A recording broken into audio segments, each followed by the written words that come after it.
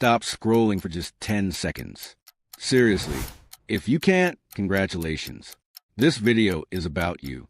Think about this. You open Instagram for just 1 minute. You blink. Suddenly it's 30 minutes later. Your thumb hurts. Your brain feels tired. And you don't even remember what you watched. But somehow you want more. That's not an accident. That's not weak willpower. That's your brain being played like a video game. Today, we're talking about how social media rewires your brain like a drug, and why millions of smart, normal people are addicted without even realizing it. And don't worry, this isn't a boring lecture. We're keeping it real, simple, and maybe a little funny, because if we're going to talk about addiction, we might as well enjoy it. Let's start with a simple question. Have you ever felt your phone vibrate, checked it, and realized it didn't vibrate at all? Yeah, that's your brain hallucinating notifications like a caffeine-addicted pigeon. That's not normal behavior, but it's common, and here's why. Your brain loves rewards, maybe a bit too much. Inside your brain, there's a chemical called dopamine. Dopamine is the, oh, that feels good chemical. It's released when you eat tasty food, when someone compliments you, when you win something, when your crush replies with more than one word. Dopamine doesn't mean happiness. It means wanting more. And social media is basically a dopamine vending machine. You post a photo. You wait. Someone likes it. Boom.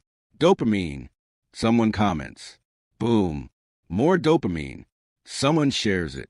Your brain. Yes, I am important. I am loved. I should post again. Now here's the dangerous part. Social media doesn't give dopamine in a steady way. It gives it randomly. Sometimes you get 2 likes. Sometimes you get 200. Sometimes none. That unpredictability is the same trick used in slot machines. You pull the lever. Maybe you win. Maybe you don't. But the maybe keeps you pulling. Your phone isn't just a phone. It's a tiny casino in your pocket. And your brain? It's the gambler. Why scrolling feels impossible to stop. Let's talk about the scroll. Not walking scrolls. Not ancient scrolls. The infinite scroll. Back in the old days, yes, 2010, websites had pages. You reached the bottom. Your brain got closure. Now, there is no bottom. Your brain hates unfinished things.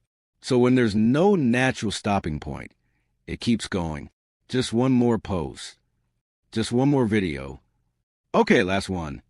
30 videos later. Why is it dark outside? This is called continuous reward exposure. Your brain stays alert, waiting for the next hit. It's the same mental loop seen in drug addiction. Not because social media is evil, but because it's engineered to keep you there. Social media versus real life. Why real life feels boring now? Let's be honest.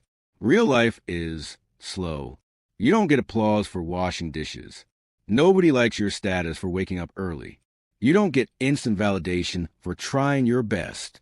Social media, on the other hand, post-reaction validation. Your brain starts comparing. Real conversation, pauses, awkward moments, misunderstandings. Online conversation as if. Emojis, likes, instant replies. Your brain goes, why would I choose real life when this feels easier? That's when the rewiring starts. You become less patient, more distracted, more uncomfortable with silence. Ever notice how waiting in a line feels unbearable now? 10 years ago, people just waited. Now, 3 seconds of waiting feels like torture. That's dopamine withdrawal. Your brain is saying, where's my stimulation? Where's my reward? Notifications. The digital doorbell from hell. Imagine this. You're trying to focus. Suddenly, ding, your brain instantly shifts. Even if you don't check your phone, your attention is already gone. Notifications train your brain to be reactive, not thoughtful. Instead of choosing when to focus, your brain learns to respond. Over time, this reduces attention span, deep thinking, emotional regulation. You start feeling restless, anxious, easily bored. Not because something is wrong with you, but because your brain is constantly being interrupted. It's like trying to read a book while someone pokes you every 30 seconds. Eventually, you stop reading. Why likes feel like love, but aren't. Let's talk about validation. Humans are social animals. We're wired to care what others think. Social media hijacks that. A like feels like approval. A follow feels like acceptance. A comment feels like connection. But it's simulated connection. Your brain reacts as if it's real, even though emotionally it's shallow. That's why people feel lonelier despite being more connected. You're getting signals of connection without the depth of real relationships. It's like eating chips instead of real food. Tasty, addictive, not very nourishing. Comparison, the silent brain killer. Now, let's talk about comparison. Social media shows you highlights, not real life. You see perfect bodies, perfect relationships, perfect success, perfect happiness. Your brain forgets one important thing. Everyone edits their life online. You compare your behind the scenes to someone else's best moments, and your brain starts whispering, why am I behind? Why is everyone else happier? Why am I not enough? This constant comparison increases stress, anxiety, low self-esteem. And guess what people do when they feel bad? They scroll more, which makes them feel worse, which makes them scroll again. That's the loop. The addiction nobody calls an addiction. Here's the scary part. If someone drinks every hour, we call it addiction. If someone smokes all day, we call it addiction. But if someone checks their phone every 5 minutes, we call it normal. Try this experiment. Leave your phone in another room for 1 hour. Notice what happens. You feel uncomfortable. You think about it. You imagine notifications. That's withdrawal. Social media addiction isn't about time. It's about loss of control. If you use it, great. If it uses you, problem. Why your memory and focus are getting worse. Ever read a paragraph and realize you absorb nothing? That's not aging. That's training. Your brain adapts to how you use it. Short videos, short attention. Quick content, shallow processing. Your brain gets used to fast rewards, constant novelty, low effort thinking. Deep focus starts feeling hard, not because you're lazy, but because your brain has been rewired for speed, not depth.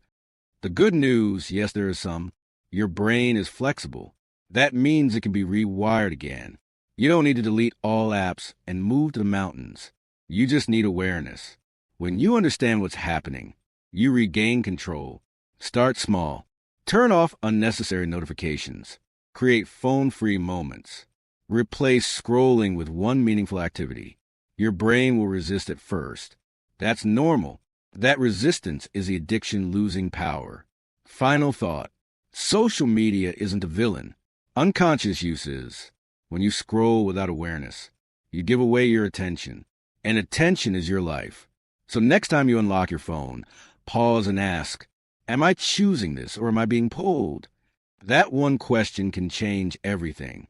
If this video made you think, smile, or look at your phone differently, you already took back a little control. And honestly, that's a bigger win than any like could ever give you.